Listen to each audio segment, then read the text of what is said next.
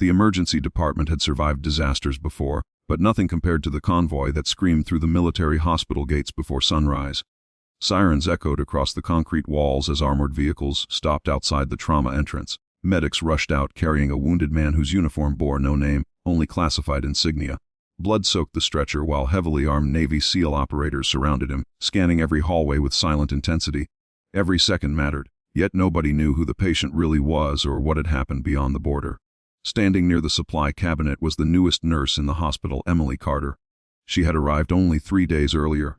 Her uniform looked too clean, her badge still shined like it had never survived a shift, and whispers followed her everywhere. Senior nurses called her the Academy Girl. Residents laughed that she would probably faint before breakfast.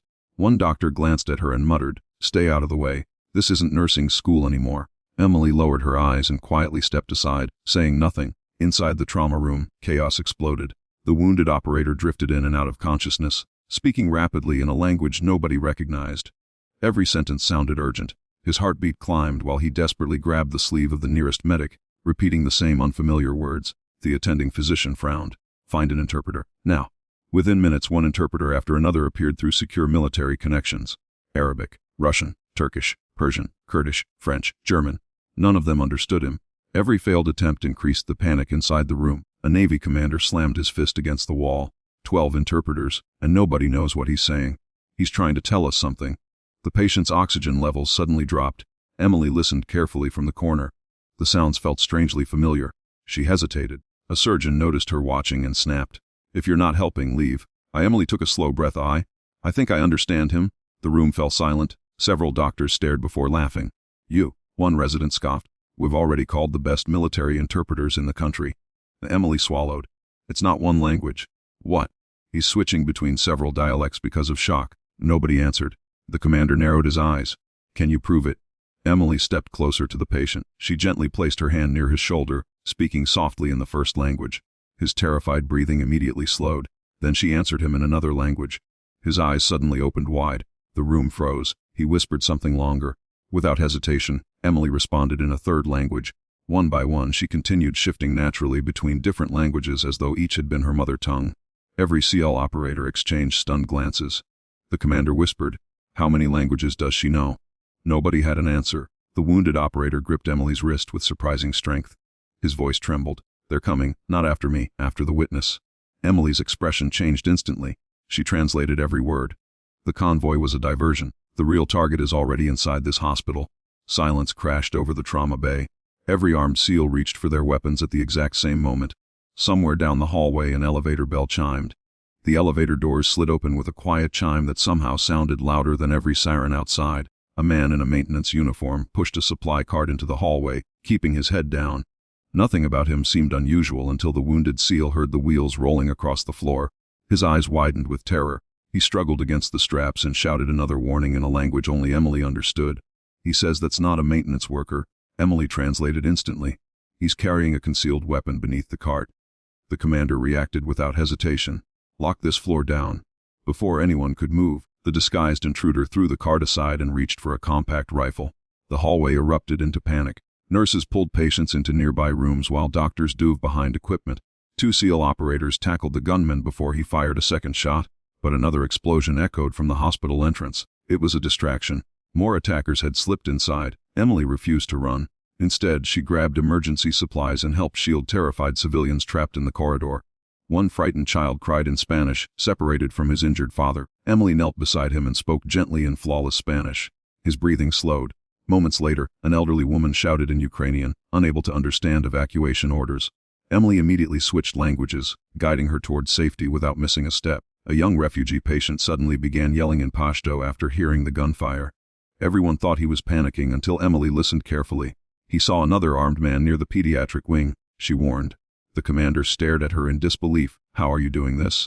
Emily answered while treating a wounded medic. "My father served as a military linguist. My mother worked with humanitarian missions around the world. We moved constantly. Languages became our way of surviving." Another burst of gunfire interrupted her. A SEAL sprinted into the emergency department, bleeding heavily from his shoulder. "We've secured 3 suspects." He gasped. But their leader escaped.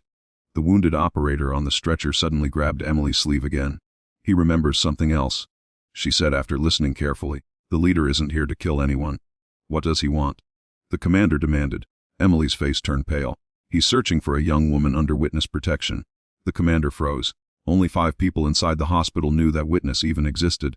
That information is classified, he whispered. Emily slowly looked toward a quiet recovery room at the end of the hall. If he's correct, she's already in danger.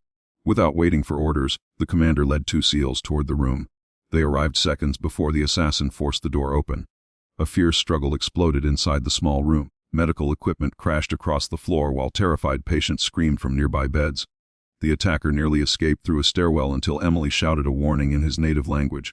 He stopped. For the first time, he looked directly at her. Shock spread across his face. "You understand me?" he asked. Emily nodded calmly. "I understand enough to know this isn't the ending you wanted." For one brief second, the assassin hesitated. That single moment was all the SEALs needed. They tackled him to the ground, ending the attack without another innocent life being lost. Breathing heavily, the commander looked at Emily with newfound respect. "You didn't just save our mission," he said quietly. "You saved every person in this hospital." But Emily noticed something no one else had seen. The captured assassin was smiling, and that terrified her more than the attack itself. The commander noticed the smile at the same moment Emily did. It was not the expression of a defeated man. It was the confidence of someone whose real objective had already been accomplished. Every instinct Emily had learned through years of listening instead of speaking told her something was terribly wrong. She stepped closer and addressed the assassin in his own language. "Why are you smiling?" He laughed quietly before answering. "Because everyone is protecting the wrong person." Emily's heart pounded. She repeated his words to the commander, and the color drained from his face. He immediately ordered every entrance sealed and every patient accounted for. Hospital security rushed through the building while the SEAL team searched every floor again. Then the wounded operator on the stretcher spoke one final sentence. Emily translated without hesitation. "He says the witness was never the target. The target is the evidence hidden inside her medical records." The commander sprinted toward the secure records office with 2 operators. They arrived just as another disguised intruder was attempting to copy classified files. A brief struggle ended with the suspect in custody and the encrypted drive recovered before a single document left the hospital. Minutes later, the building finally fell silent. Doctors resumed treating patients. Nurses returned to frightened families. The chaos that had nearly destroyed the hospital slowly gave way to relief. The senior surgeon who had mocked Emily earlier approached her quietly. His voice carried none of the arrogance from before. "I judged you before I knew you," he admitted. "I'm sorry." Emily smiled gently. "You were trying to protect your team. Now let's protect our patients." The commander walked into the trauma bay carrying a small velvet box. Every doctor, nurse, and medic stopped working to watch. He opened the box, revealing a military challenge coin engraved with the SEAL emblem. "We don't hand these out lightly," he said. Today, courage wasn't measured by rank, strength, or weapons. It was measured by compassion, calm thinking, and the ability to give people hope when everyone else had run out. He placed the coin in Emily's hand. "You came here as the rookie everyone underestimated. Today you became the reason this mission succeeded." The wounded operator, now stable enough to speak, smiled weakly. Switching through several languages, he thanked Emily one final time. She answered each one naturally, earning quiet laughter and emotional applause from everyone in the room. One of the younger nurses whispered, "How many languages do you actually speak?" Emily looked around the room filled with people from different backgrounds, different uniforms, and different stories. "Enough to remind someone they're not alone," she replied. No one laughed this time. Weeks later, the hospital returned to normal, but Emily's story spread through military medical units around the world.